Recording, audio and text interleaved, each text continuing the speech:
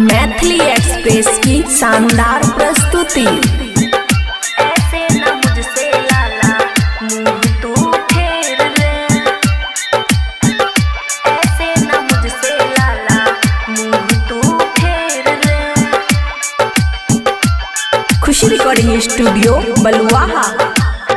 यमुना किनारे तेरा करो इंतजार रे, करो इंतजार रे।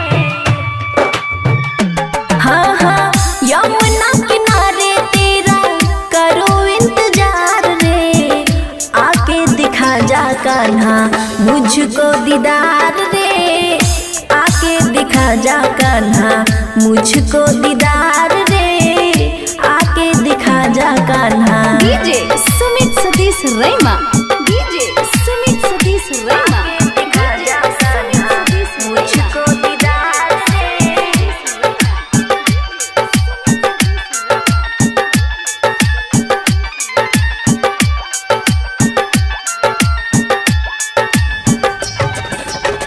दर्शन को तेरे कान्हा अखियाँ तर से, यहाँ दुम ढरे ढरे अखियाँ बरसे, अखियाँ बरसे। हाँ हाँ दर्शन को तेरे कान्हा अखियाँ तर से, यहाँ दुम ढरे ढरे अखियाँ बरसे।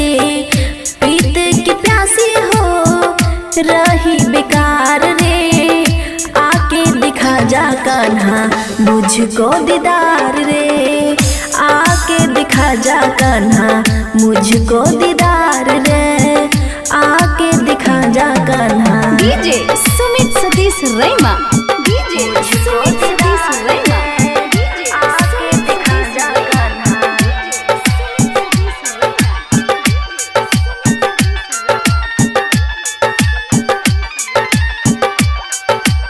खुशी रिकॉर्डिंग स्टूडियो बलुआहा।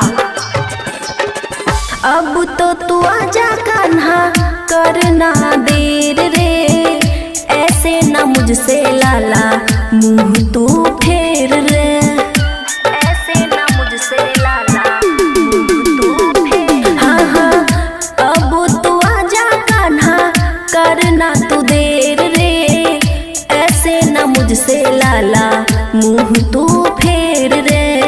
बबुआ राहुल भजन लिखे बार बार रे, आके दिखा जा कान्हा मुझको दीदार रे, आके दिखा जा कान्हा मुझको दीदार रे, आके दिखा जा कान्हा। खुशी रिकॉर्डिंग स्टूडियो बलुआहा।